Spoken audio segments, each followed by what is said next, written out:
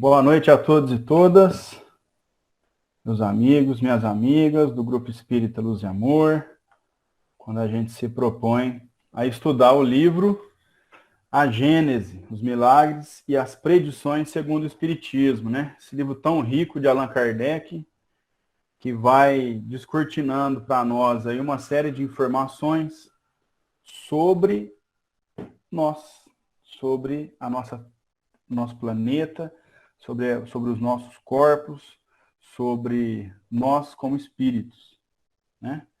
E hoje nós vamos dar continuidade aos nossos estudos. Na semana passada, nós começamos o capítulo 11, né? O capítulo chamado A Gênese Espiritual. Né? Nós já tratamos aí da gênese terrestre, depois nós passamos aí para a gênese orgânica, e agora nós vamos falar da gênese espiritual. Vamos falar aí do princípio espiritual. E nós estamos no item 4.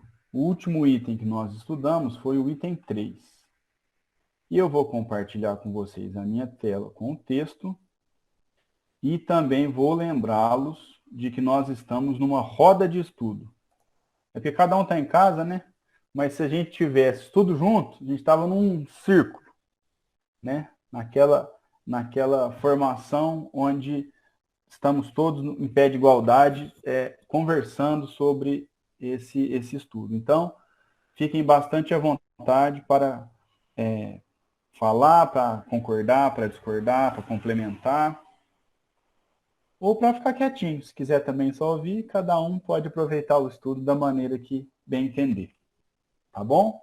Então vamos lá. Na semana passada, nós vimos falando aí sobre... Começou a tratar do princípio espiritual, né? Nós falamos que o princípio espiritual ele é incontestável, é uma verdade axiomática, ou seja, uma verdade tão evidente, tão patente, que não há necessidade de uma prova.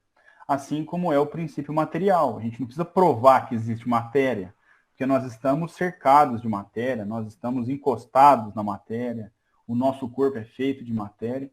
E da mesma forma, o princípio espiritual, porque a gente sabe que a inteligência se manifesta, né, por conta do princípio espiritual. Ele é que é a inteligência, né? E se nós estamos aqui, eu consigo falar daqui, vocês entenderem daí, a gente consegue ligar e desligar o computador e manifestar a inteligência, é algo patente, algo, né, que está na nossa cara. Então não há necessidade da gente fazer a prova disso. E foi o que Kardec foi abordando conosco. Depois, só para a gente manter o fio do raciocínio de Kardec, Kardec falou para nós que Deus é soberanamente justo e bom. Então, se ele criou seres sensíveis, porque nós somos sensíveis, se você me ofender, eu vou ficar chateado. Se você me elogiar, eu vou ficar felizão. Então, nós somos sensíveis e somos inteligentes. Se Deus nos criou assim, tem que haver um motivo para isso. Nós não poderíamos acabar com o fim do corpo material. Imagina a gente passar pela vida, né? Cada um passa de um jeito, mas sofrendo. Às vezes alguns sofrem tanto que em tenra idade, como criança, já desencarnam. Não haveria justiça nisso. Criar um ser sensível, inteligente, que pensa no futuro, que quer melhorar e acabar de uma vez. Então esse era o raciocínio que Kardec vinha trazendo para nós, né? Então ele fala aqui, ó, sem a sobrevivência do ser pensante, os sofrimentos da vida seriam, da parte de Deus, uma crueldade sem objetivo, né? Nós nascemos aqui com um corpo pesado, com várias necessidades fisiológicas, né? Muitos em ambientes muito agressivos, muito violentos. Então, se a vida acabasse ali, seria uma crueldade. Uma criança nascer já doente ou dentro de uma família muito violenta, passar um pouquinho e morrer, não faria sentido nenhum. Então é mais ou menos esse o caminho que Kardec vinha traçando aí, só para a gente continuar na linha dele. Então, vamos lá. Item 4. É inata no homem a ideia da perpetuidade do ser espiritual. Inato é aquilo que já nasce com a gente. Então, a ideia de que o espírito continua, né, essa perpetuidade, já nasce com o homem. É uma ideia inata. Essa ideia se acha nele em estado de intuição e aspiração, né? Então, a gente tem essa intuição, mas a gente também quer que isso... A gente tem essa aspiração, né, da perpetuidade espiritual. O homem compreende que somente aí está a compensação às misérias da vida. Essa é a razão porque sempre houve e haverá cada vez mais espiritualistas do que materialistas, e mais devotos do que ateus. Então, essa sementinha, essa ideia da perpetuidade do espírito está em nós, né? E é só assim que a gente consegue ter esperança, é só assim que a gente consegue entender as misérias da vida. Por quê? Porque a gente sabe, e aqui somos todos adultos, que a vida não é fácil. Nós passamos por momentos difíceis, por momentos um pouquinho mais fáceis, mas no geral nós vivemos num mundo de prova e expiação. Ou alguém aqui dorme com a casa aberta. A gente tranca a casa para dormir, a gente fica em cima dos filhos para não ter influência negativa, então é uma carga pesada. A vida não é fácil. E qual seria a compensação por essas misérias, por essa preocupação, né? A gente aprendeu mais fortemente aí agora com a pandemia que a vida muda de uma vez, ou quando a gente perde um ente querido ou sofre um acidente, a vida muda. Que sentido teria isso se não existisse essa perpetuidade? Então é aí que a gente consegue entender um pouco, ter esperança, por que há sofrimento em toda a Terra. Não existe nenhum lugar do mundo onde não há sofrimento. Quer fazer comentário, José? Fica à vontade. Aí também ele fala, né, que sempre houve e haverá mais espiritualistas do que materialistas, né? E hoje eu acho que se a gente for só ver as notícias ruins, essas coisas, a gente acha que está ao contrário, né? Porque o mal está sempre aí em evidência, né? Que a gente acha que o materialismo está maior, né? E aqui se fala o contrário, né? Que sempre houve e sempre haverá, cada vez mais. Exatamente. Porque se a gente for acompanhar, né, notícia boa não é notícia, né? Então, só aparece a questão da violência e tal. Mas, como o Zé Eurípides falou, há mais espiritualistas do que materialistas. Porque o fardo de ser materialista é muito grande e não há sentido nisso. Ou eu tenho parentes, né, que já aconteceu isso, de ser materialista a vida inteira, até chegar no fim da vida. Chegou no fim da vida, o que brota ali? Não, mas será que eu vou acabar? E acabou? E aí vem esses raciocínios que a gente está trabalhando aqui. Essa sementinha, às vezes, estava latente ali, estava dormindo.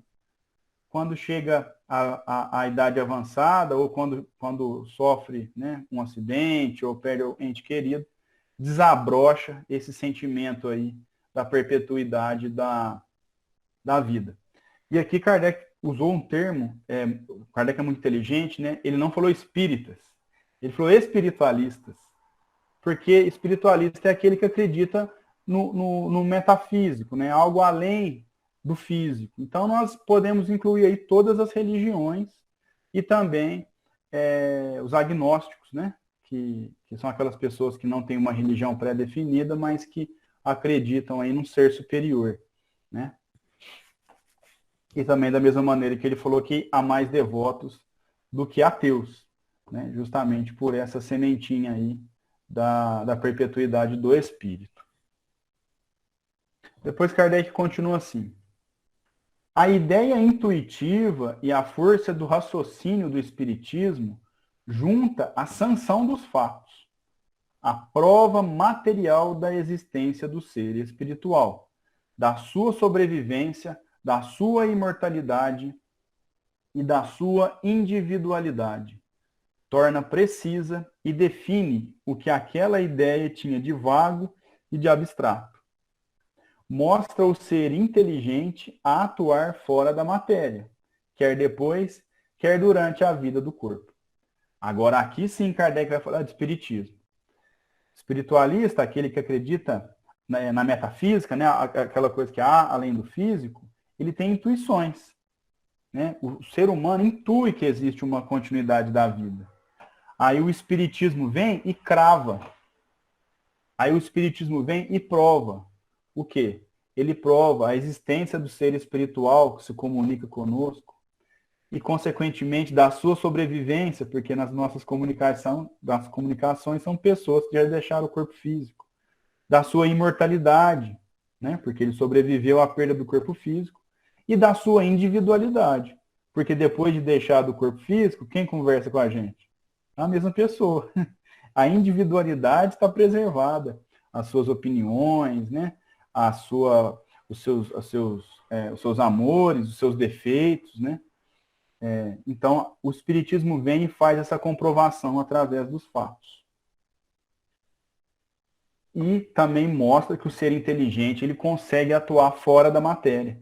Então, mesmo já despojado aí do corpo, o ser espiritual ele consegue demonstrar sua inteligência, ele continua sendo inteligente, demonstrando que a inteligência não está no corpo, e sim no espírito.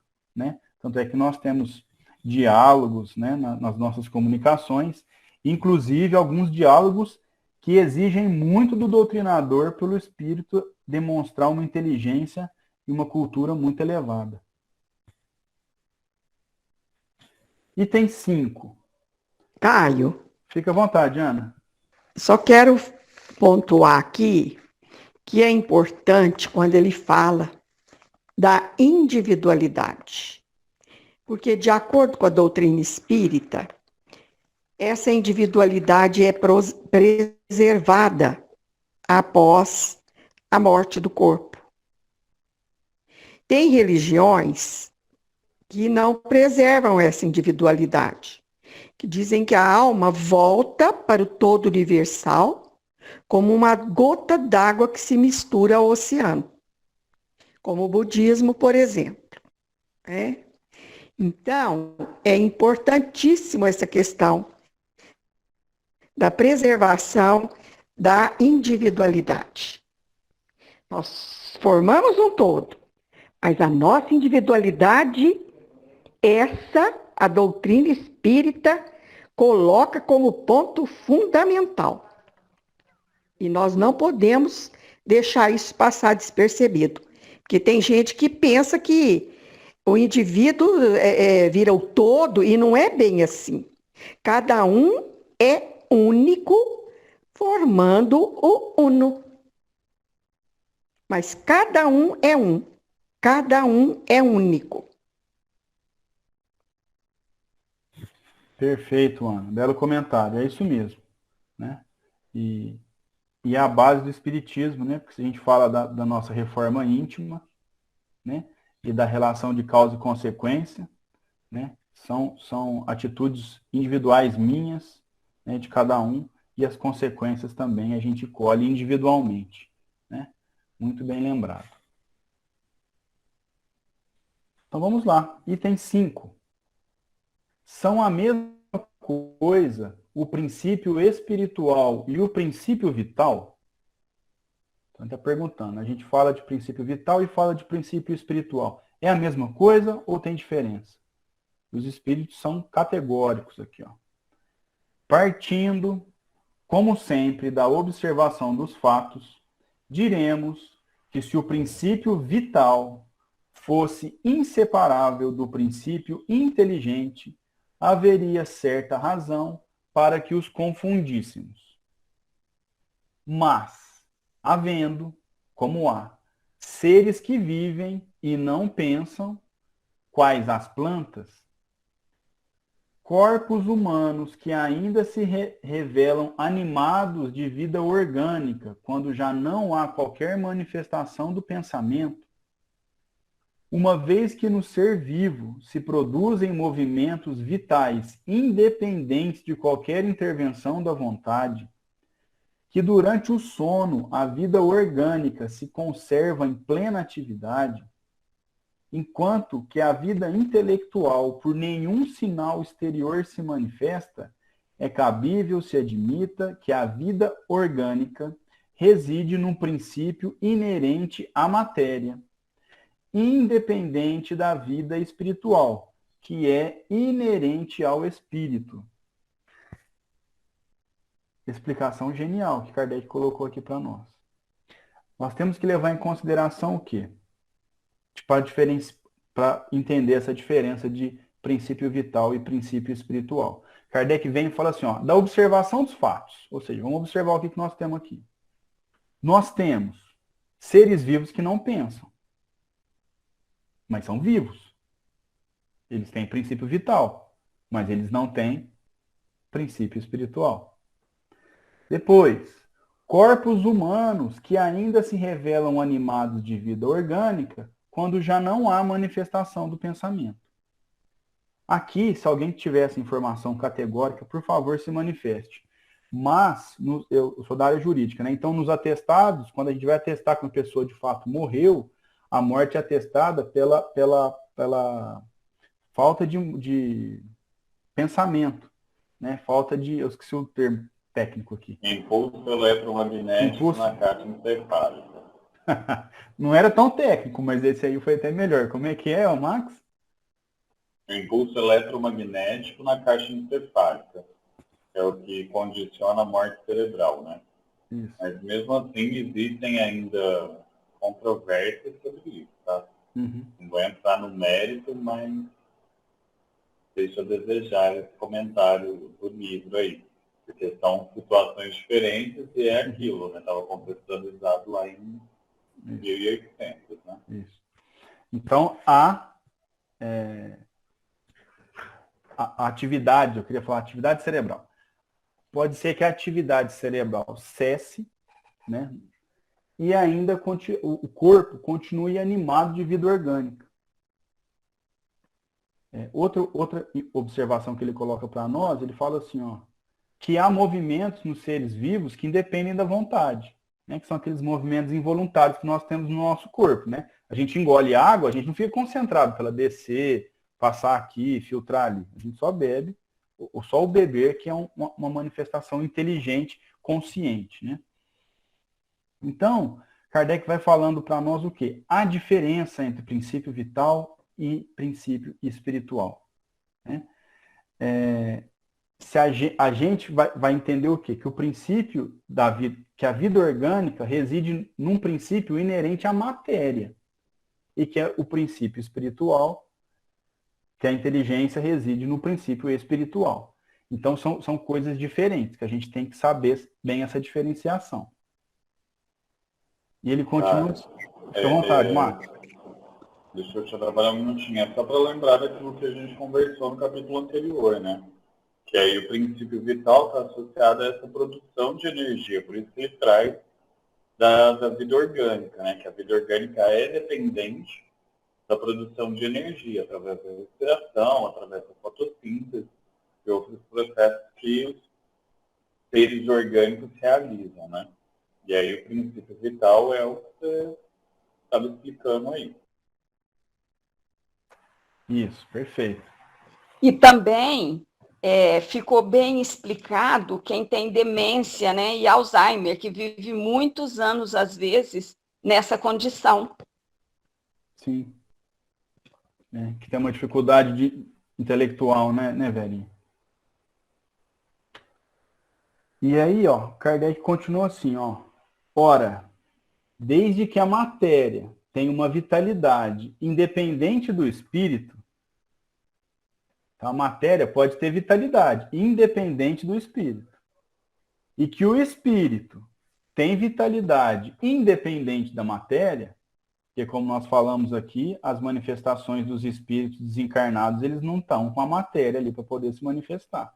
Então, desde que há essas duas independências, ele vai falar o seguinte, ó, evidente que se torna evidente se torna que essa dupla vitalidade repousa em dois princípios diferentes. Essas duas energias, essas duas vitalidades, da orgânica e da manifestação do pensamento, residem em princípios diferentes. Uma reside no princípio espiritual e a outra reside no princípio vital. Item 6. Terá o princípio espiritual sua fonte de origem no elemento cósmico universal? Então, será que o princípio espiritual ele vem do princípio cósmico universal? Outra pergunta. Será ele apenas uma transformação, um modo de existência desse elemento, como a luz, a eletricidade, o calor? Né? Será que o princípio espiritual seria uma forma de manifestação, né? Uma transformação do princípio cósmico universal? E aí vem a explicação. Se assim fosse, o princípio espiritual sofreria as vicissitudes da matéria. Extinguir-se-ia pela desagregação como o princípio vital. Momentaneamente seria como a do corpo, a existência do ser inteligente, que então, ao morrer, volveria do nada, ou o que daria na mesma ao todo universal. Seria, numa palavra, a sanção das doutrinas materialistas. Então aqui Kardec deixa claro para nós que o princípio espiritual não vem do princípio cósmico universal. Né? Porque se assim fosse, ele sofreria as vicissitudes da matéria, né? Como o princípio vital, como acontece com o princípio vital. Se a gente matar uma plantinha, o princípio cósmico universal vai sair dali. Porque para ele estar ali, aquela energia estar funcionando, ela depende de uma série de condições. Assim como o nosso corpo, ele precisa dessas condições, né? Da oxigenação, da alimentação, de determinadas temperaturas, de determinada pressão. O princípio vital está aqui em mim. Se eu sair dessas condições, se eu for para o fundo do mar, por exemplo, eu não consigo respirar no fundo do mar, acaba no meu corpo a condição necessária. E aí o princípio vital sai. Mas eu, Caio, continuo. Porque por conta do princípio espiritual, que é o que eu sou, na verdade, né? Sou um espírito. Então, por conta desse princípio, dessa manifestação, eu sobrevivo à matéria. Então, se a gente pensasse que o princípio espiritual dependesse do fluido cósmico universal, seria a doutrina dos materialistas. Porque aí, acabando as condições, acabaria tudo, né? O espírito não seria um sobrevivente, né? Um eterno sobrevivente. Depois Kardec diz o seguinte para nós. Caio, Fica à vontade, Ana. me intriga uma coisa. Relacionando com aquilo que eu falei, que a alma volta, né? Para o todo, que há doutrinas que dizem que a alma volta, né? Há religiões, inclusive, para o todo universal, que aqui fala. Então eu fico sem entender o budismo, porque eles se dizem espiritualistas. Eles são não deístas. Não acreditam num Deus criador. Eles acreditam no não eu. Não existe alma. Então, como que eles são espiritualistas? Eu gostaria muito de entender isso, mas eu não consegui ainda captar isso aí. Para mim, eles são materialistas. Agora, o budismo Zen, da monja Kuen, que todo mundo ama ouvir a monja Kuen, é a parte mais materialista, que é o budismo japonês, o budismo Zen, mais materialista do budismo. Então, eu fico assim, pensando, se alguém tiver uma luz, não precisa ser hoje, né? Depois me fala sobre isso, porque eu não consigo entender. Por que é que dizem que o budismo é uma doutrina espiritualista? Se alguém quiser falar, eu não entendo nada de budismo, para ser sincero. Bom, então fica o questionamento da Ana aí, se alguém... Vai lá, Marcos. Eu também não entendo muito, Anne, mas Eu tenho uma amiga que é budista, ela pratica, então, pelo que eu entendo, assim, que eu consegui assimilar da ideia do materialismo ali, é justamente a dependência do corpo. Seria essa estrutura que a gente tem de material mesmo, de pensar na matéria, de relacionar a nossa existência a tudo que está no mundo, entendeu? É essa percepção de espiritualismo dele, que a gente não precisa dessa matéria, que existe um mundo além daquilo que a gente entende como princípio material. Então, seria a ideia de essa vida passageira, tudo que eu tenho de material vai se esgotar, e quando a minha vida terminar, eu vou me tornar algo além disso aqui, sabe? Algo além da matéria. E é isso que eles põem como espiritualismo, que, na minha concepção, é uma ideia totalmente conivente com o espiritualismo, não com o espiritismo. Obviamente que aí a gente cai no que você diz de voltar ao todo universal, enquanto a gente entende que a nossa percepção não existe a manutenção da nossa individualidade. Mas é mais por isso que eles se dizem espiritualistas do que materialistas.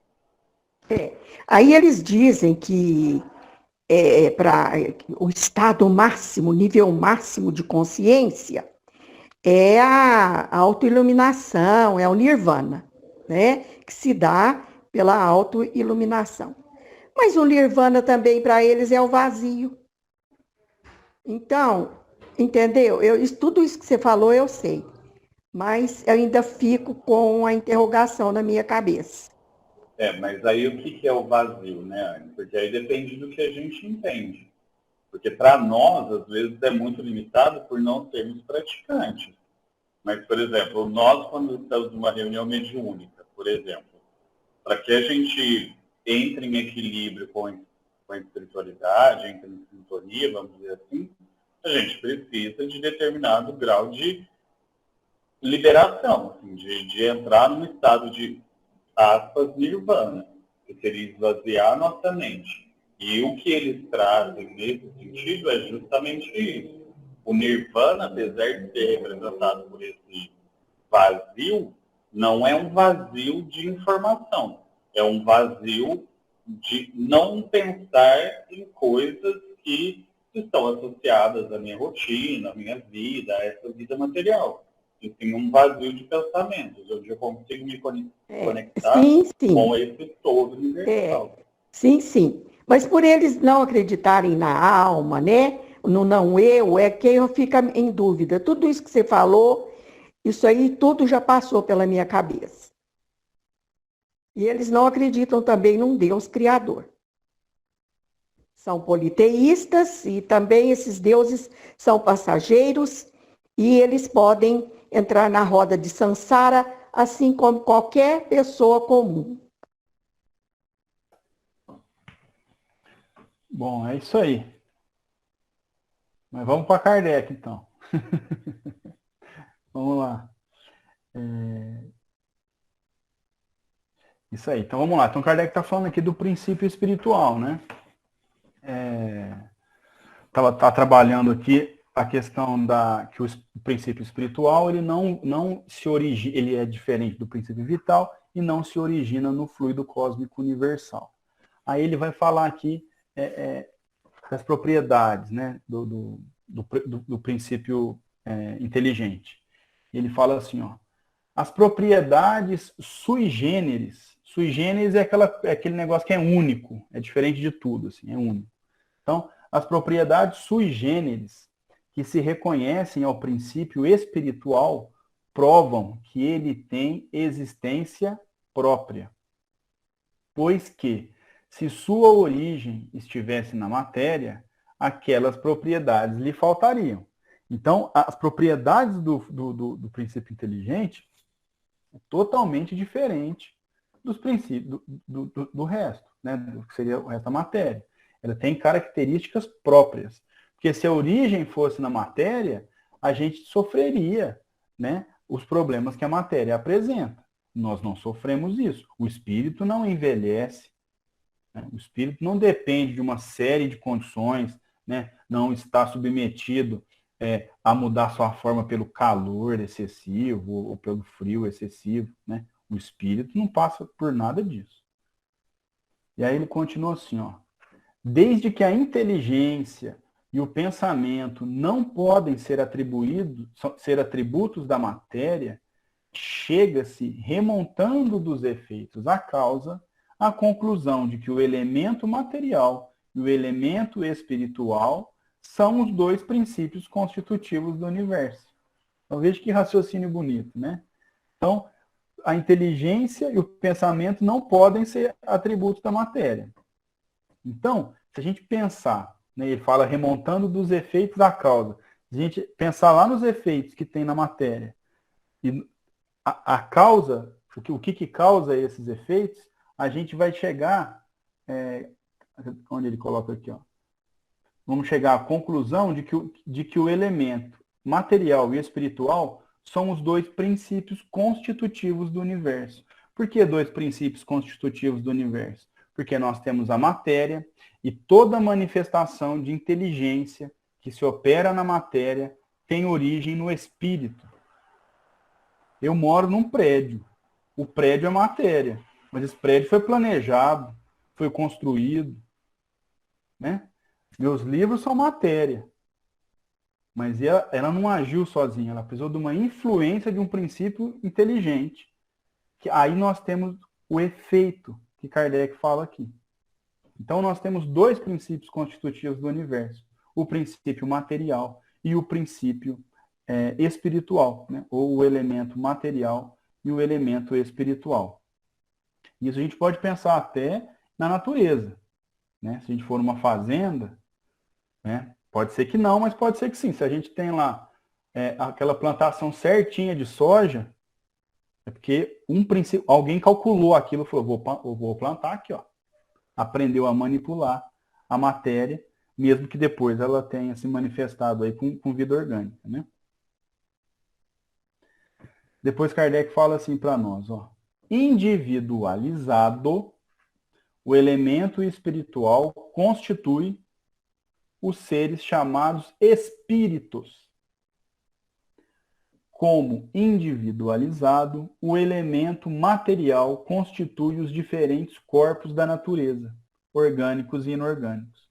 Então, quando a gente fala de elemento material e elemento espiritual, a gente pensa no abstrato. Quando há uma individualização, que a gente tem a constituição do que a gente conhece. Quando a gente individualiza o princípio espiritual, o que nós temos? Nós temos espíritos. Nós temos aí a Verinha, o Roque, individualizado. Do mesmo jeito que a cadeira, que está todo mundo sentado aí, no sofá, ela só virou sofá, só virou madeira, porque ela individualizou. A matéria individualizou ali. Né? A pedra individualizou ali. A planta individualizou ali. É aí que a gente tem as denominações.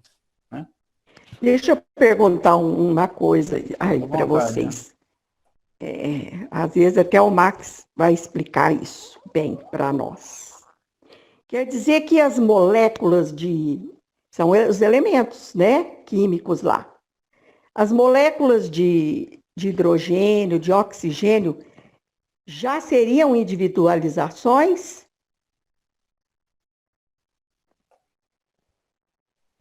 Por elas manifestarem se unirem umas às outras com uma certa lógica, é isso? Porque já seria, não é? Uma individualização. Eu não sei Desde lá? Desde lá, hein? Desde o elemento. Eu não sei se poderia falar que é uma individualização, né? Porque não tem no princípio espiritual, né? Mas que é uma entidade, né? Alguma coisa nesse sentido. Mas mas aí é uma questão também difícil, né? Porque onde é que está esse princípio inteligente? Ele não está em tudo? Segundo Kardec, a matéria não está. E essa molécula que você falou, isso é matéria. porque eu ouvi uma palestra do Dr. Décio e ele questionando sobre isso. Dr. Décio Andoli. Por isso que eu estou colocando aqui. Essa é aquela encrenca que a gente tem. É possível. A alma dorme na pedra, né? Essa aí. Sonha no vegetal, desperta no animal e agita-se no homem. Essa aí. Depois, fica à vontade, Márcio, pode Essa falar. frase poética aí tem fundamento científico, né? Ou é só poesia? Não, senhor, Tony. Tem sim. Eu acredito que tem. Eu acho que o Werner está bravo com o Toninho. Assim, vou dar a minha humilde opinião aqui sobre isso.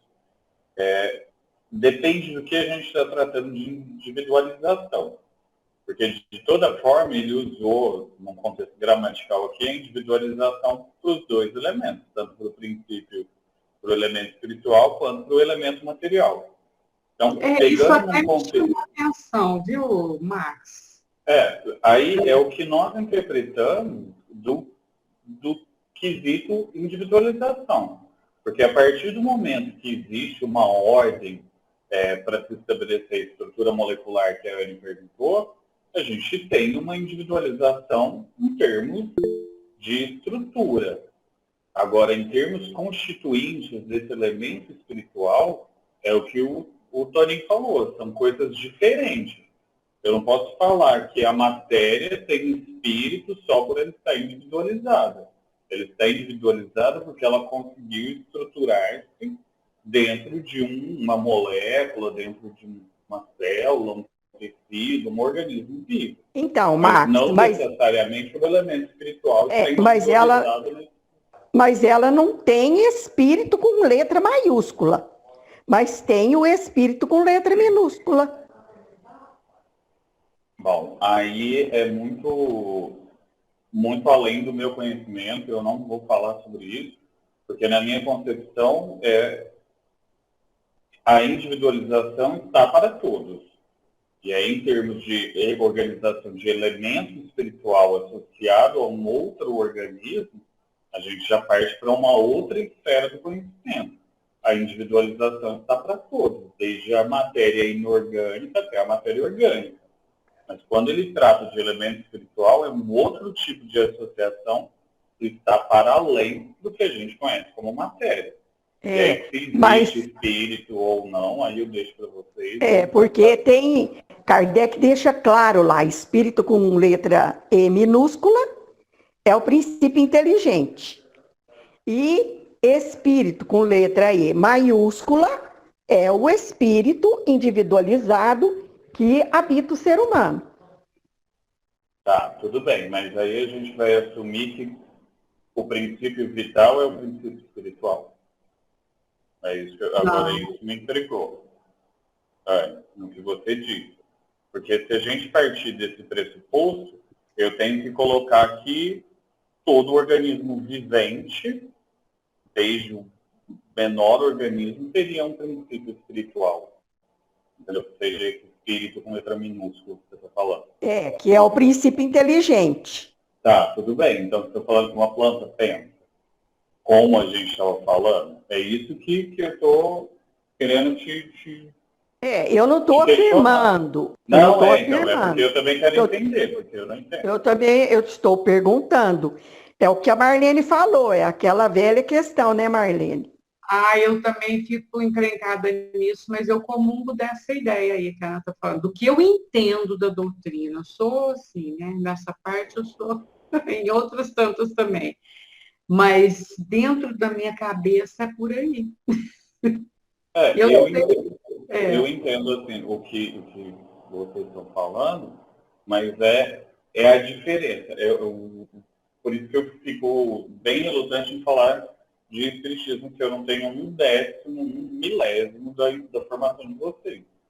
Mas em termos científicos, eu fico pensando no que seria a nossa energia na nossa produção, do que é, para nós, assim, seres pensantes ou com uma transmissão neuronal, por exemplo, de informações, como princípio inteligente, e associar isso ao que a gente está falando de espírito.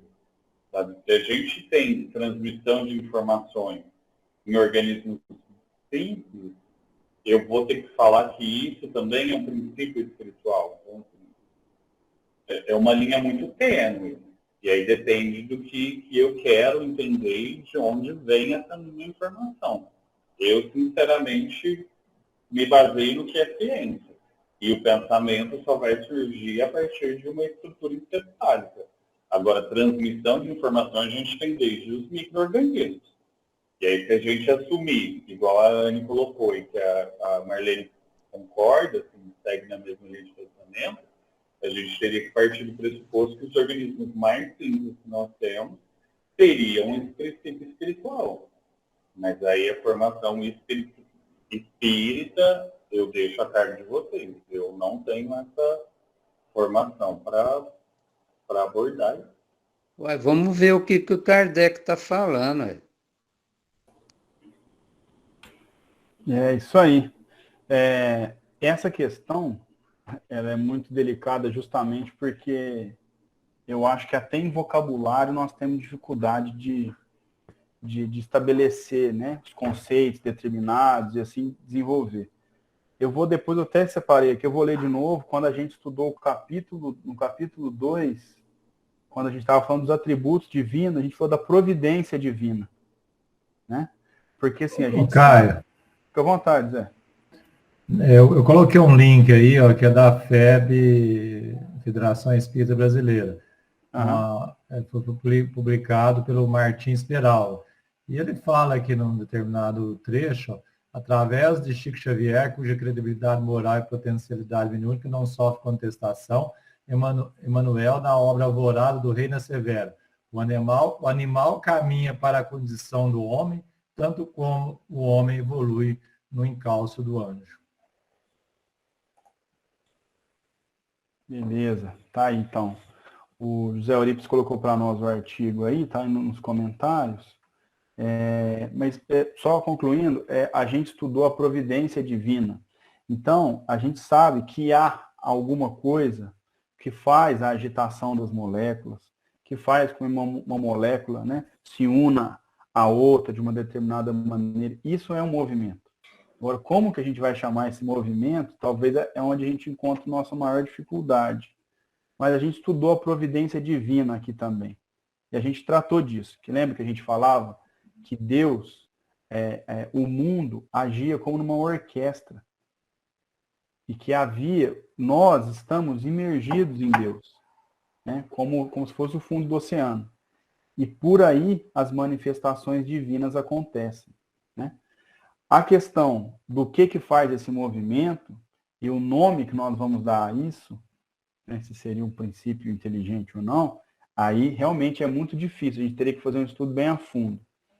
Mas, em espírito individual, realmente com E maiúsculo, acho que todos nós estamos de acordo que é só quando há uma individualização do espírito, que aí ele vai sofrer as consequências da causa, ele vai ter, né, uma evolução fixa, né, vamos dizer assim, um trilho. Mas quem sabe aí mais para frente aí Kardec não consegue nos ajudar um pouquinho mais, né?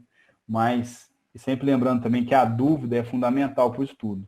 Né? Se nós não tivéssemos dúvida, a gente não deveria nem estar aqui. Me ocorreu uma coisa aqui sobre isso, que era a Tia Nara. Eu nem sei como a Tia Nara está, mas tudo bem. Eu lembro de quando a gente fazia a evangelização, né, e ela sempre falava disso. Então, assim, que eu tenho de memória, inclusive afetiva, sobre o princípio inteligente, é que ele morava, como o José Eurípides apresentou, que é esse trecho mesmo, que ele existe no animal. Então, ele existe nos organismos mais simples, enquanto princípio inteligente. Mas isso só vai se desenvolver com a nossa capacidade disso que o Caio acabou de falar. Que seria de refletir, de pensar, de agir, de pensar antes de agir, esse tipo de coisa. Que aí seria o desenvolvimento desse espírito com letra maiúscula que a Anne tratou ali atrás. Então, na questão 514 do Livro dos Espíritos, Kardec fala do átomo ao arcanjo, né? Mas aí, até que ponto ele usou de uma linguagem metafórica, porque ele diz que o arcanjo já foi o átomo. Então, é difícil, né? Esse, porém, aí também. Parece que a Lucélia, Caio, colocou alguma observação aí, você podia dar uma olhadinha. Ela colocou mais dúvida para nós aqui, ó. A Lucélia falou assim para nós. Então, em que momento se individualiza?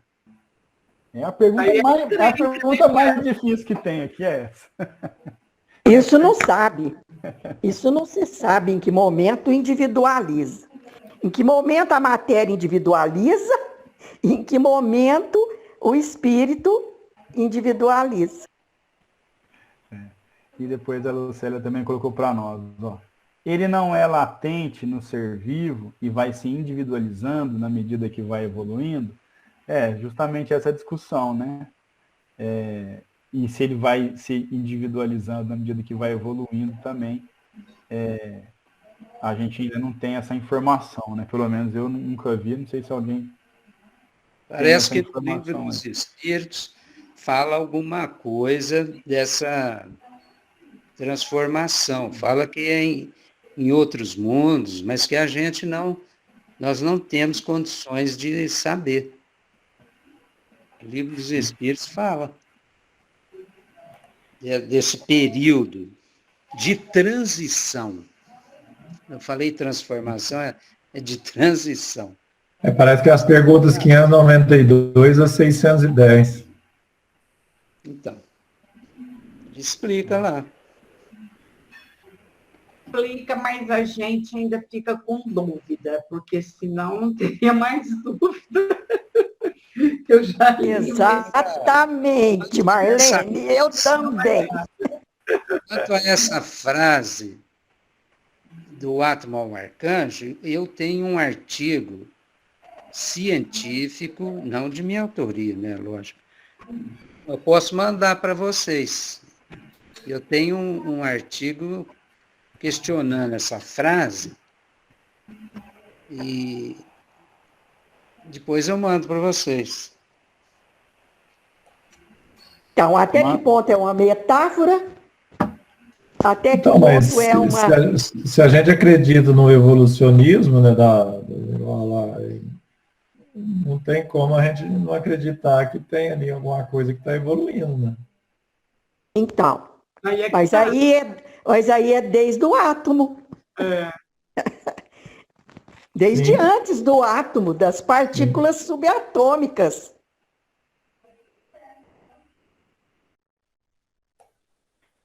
Ó, bom, então vamos lá, cadê meu mouse? Tá aqui, ó. Justamente que tá todo mundo fritando a cabeça aí, inclusive eu, é a pergunta do item 7, ó. Olha a pergunta que Kardec colocou aqui, ó. Admitido o ser espiritual e não podendo ele proceder da matéria, qual a sua origem? Seu ponto de partida? Ou seja, na semana que vem nós vamos descobrir isso aí.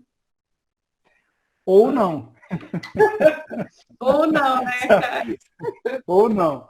Porque... Nós não vamos, Caio, porque eu já li ali o 7. Não vai ficar ou não, né, Ana? Exatamente. Porque Kardec, vou dar um gostinho do nosso próximo encontro. Kardec fala assim, ó, aqui, qual que é a origem, o ponto de partida do espírito? Aqui falecem absolutamente os meios de investigação, como para tudo o que diz respeito à origem das coisas. Pronto.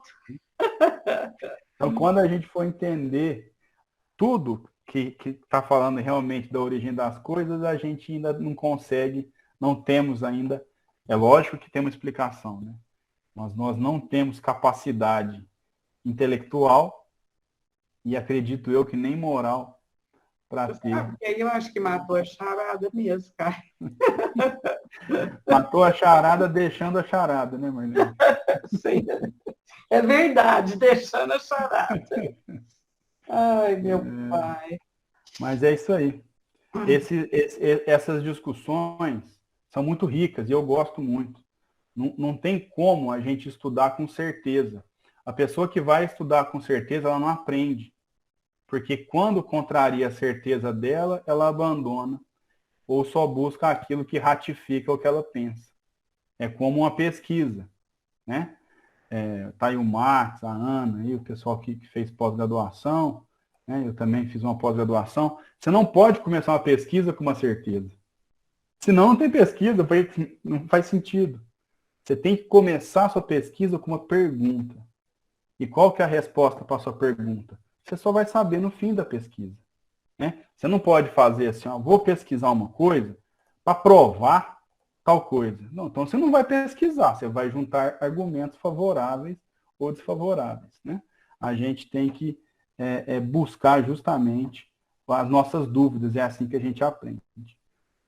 Marcos colocou, tenho dito, não resultado, também é resultado. Aí, ó, fala de pesquisador. É verdade, né? Mas esse é o grande problema da nossa ciência.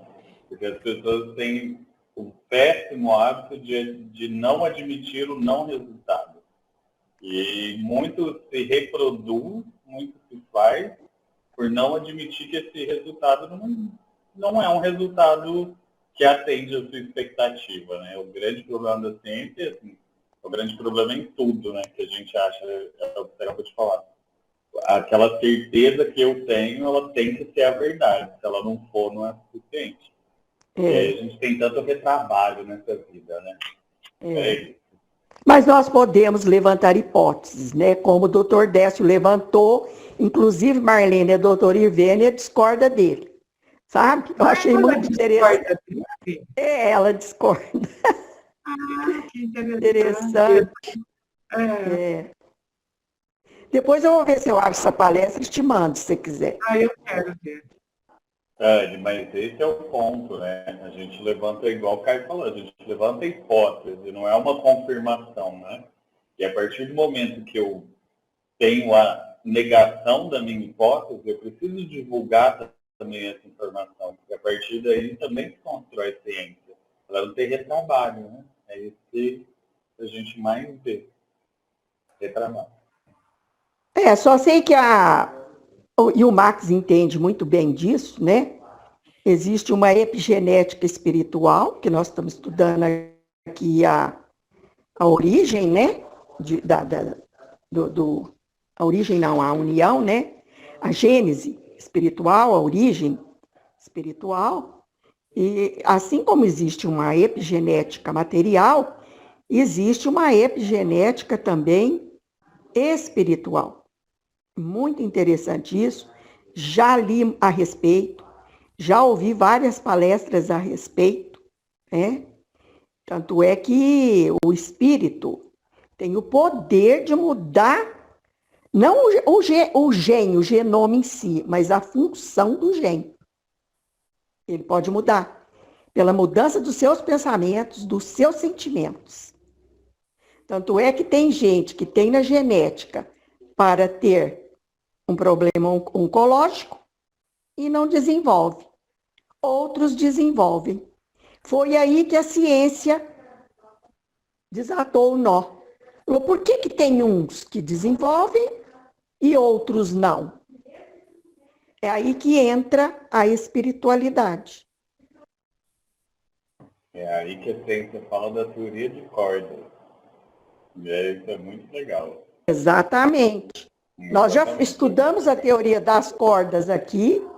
Eu já expliquei essa teoria das cordas lá no começo, quando a gente estava estudando sobre a uranografia. Não sei se o pessoal lembra, mas nós já falamos aqui. Foi mesmo. E é isso aí. Então, cheios de dúvidas, encerramos aqui o nosso estudo. Dúvidas lindas, diga-se de passagem.